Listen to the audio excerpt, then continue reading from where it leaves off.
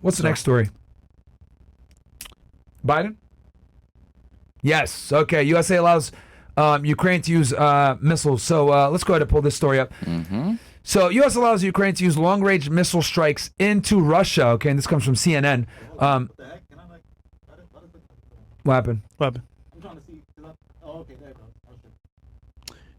you go. Oh, what you need to know. Outgoing U.S. President Joe Biden has authorized Ukraine to use powerful long-range American weapons inside Russia, according to 2 U.S. officials familiar with the decision. Terrible move by Biden. The decision comes as thousands of North Korean troops deploy in support of Moscow's war effort. Something around 50K, I think. 30 to 50K North Korean soldiers are in Russia right now, guys, fighting alongside them. What do you expect from Biden? Sparking concern from Biden and his advisors that their entry could lead to a dangerous new phase of the war, the Kremlin responded by saying that the move shows that the Biden administration wants to throw oil on the fire of the conflict, while Ukrainian leader Volodymyr Zelensky said that the missiles will speak for themselves. Yeah, of course. Really, bro. It's our missiles. Biden's authorization came after one of Moscow's largest aerial attacks on Ukraine in months. At least 8 people have been killed after a Russian missile attack on the southern city of Odessa, officials said Monday. Meanwhile, Ukraine and Russia suffered its highest number of weekly losses last week. And then we go here. Yeah, although the Biden administration has revealed scant details about its decision to greenlight Ukraine's use of long-range American-made missiles in Russia, a U.S. official told the CNN the weapons are intended to be used primarily in Kursk, the region of Russia where Ukraine launched its surprise counteroffensive in the summer. The Institute for the Study of War estimates that around 250 Russian military objectives, including 17 air bases, are in the range of Ukrainian ATACMs. CNN's Nick Patton Walsh breaks down what impact these weapons could have on the war. So yeah, we can play this TikTok clip. What the hell?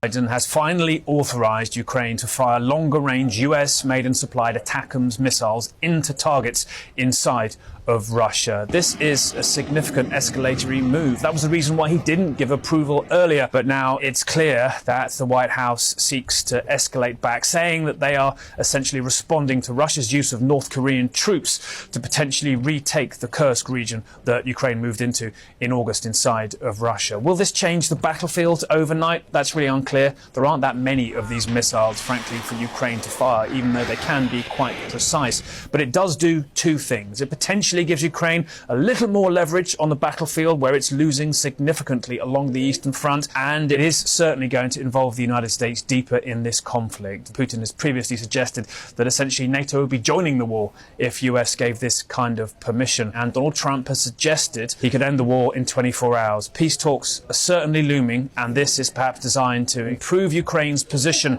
ahead of any talks and make it much more complex for Donald Trump to suddenly pull out of this conflict. Yeah, this is absolutely sabotaging the Trump administration.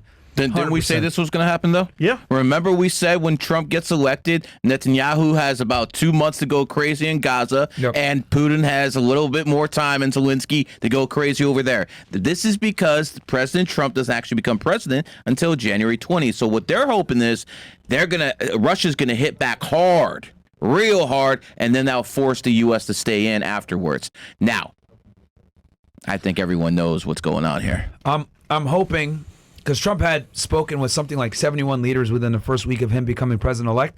I hope his administration is having talks with Putin's people to try to mitigate this as best they can. What I do know is these missiles are not going to be used on any of Russia's nuclear facilities or infrastructure facilities, and that's obviously by design to avoid a nuclear war, because attacking one of those would be a serious provocation. But I'm hoping that whatever they do, this is posturing. It's not, the damage isn't too much, and it's something that Trump can still kind of negotiate and deal with. Because I do think that ending this war is something that's pretty high on Trump's list. I mean, I know why he wants to end it. He wants to push a lot of that aid over to Israel. But nonetheless, we get the bottom line done, which is end the conflict in Eastern Europe. But isn't it scary? It just takes one missile to start a whole nuclear war. Like, let's just say, for example, someone said, fuck it. I don't give a fuck anymore. I'm just going to just blow the whole world up. I'm going to start this war and fuck it. What do we do at that point? It's kind of scary, bro. Yeah. It won't happen. No, it won't happen. I'll tell you why it won't happen. Why? Because the elite live in the same freaking world we do.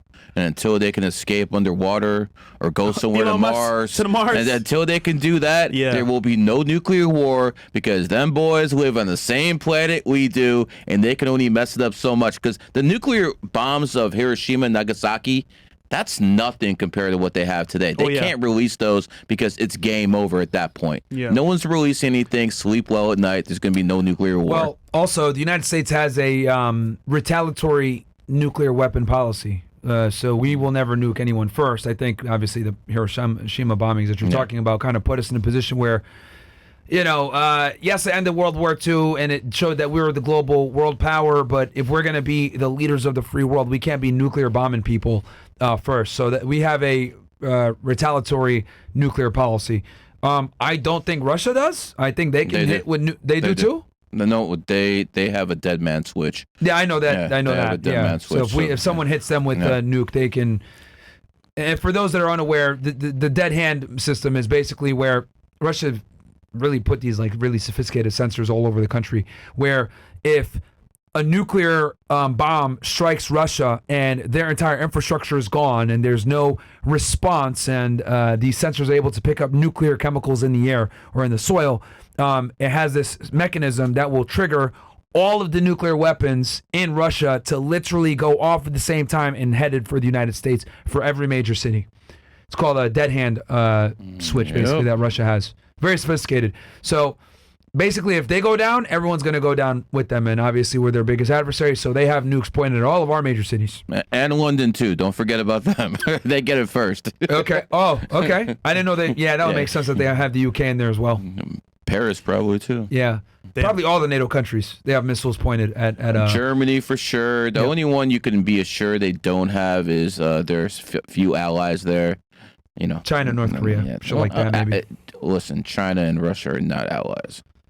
Putin has no choice but to go to China because the whole world cut him off. Well, they have a shared interest. Yeah, they do not like each other. And you think President Xi of China is happy North Korea sent him 50,000 troops? That's his attack dog. Yeah. Wait a second. Why are you using my attack dog? They're not happy right now. Shared interest. As long as the United States continues sanctioning and making life hard for Russia, and as long as we continue to have kind of this battle that we have with China when it comes to progression, I think they'll always, because I don't foresee us being cool with China to that degree where it's going to ostracize Russia, if that makes sense. Russia. They always get caught spying on us and vice versa. I don't think Russia is ever going to go to war with America, but as a matter of fact, Russia helped us a lot in the past, if you do look at history. But China and America, 70% chance they go to war within the next 30 years, probably sooner. Mm-hmm. When you have a rising superpower and an established superpower, that's happened about 12 times in history, 8 times they went to war. Yeah. So it's going to happen at some point. The best you can do right now is prepare. Honestly, that's the best thing America can do, prepare, because they have 1.4 billion people. Our best strategic ally over there is not the EU, is not the UK, it's India, because the Indians have about 1.1 billion people. They can counterbalance China. As long as the Indians are on our side, we can contain them. We got Japan over here. They recently struck a pretty big deal with Russia recently, India. They've always been good friends with Russia. Yeah. And BRICS is just a part of it, but India is a very big sleeper threat that a lot of people don't talk about. India, Russia, good allies. Yeah. Pakistan, China, good allies. Guess what? Pakistan and India hate each other. So that's another, that BRICS is about as solid as, I'm not even going to go. I'm not going to do it, man. Okay, fun fact. What country has the most scammers? UK, I would assume. What do you say? China. When you say scammers, what do you mean? Scammers? Scammers. India or Nigeria. One of those two. I was going to say Nigeria. It's India. One of India. the two. Number 1 is India. Fair enough. Okay. Nigerians ain't far behind, brother. You know what I thought first? Nigeria. Just because, yeah. All for it. Yeah.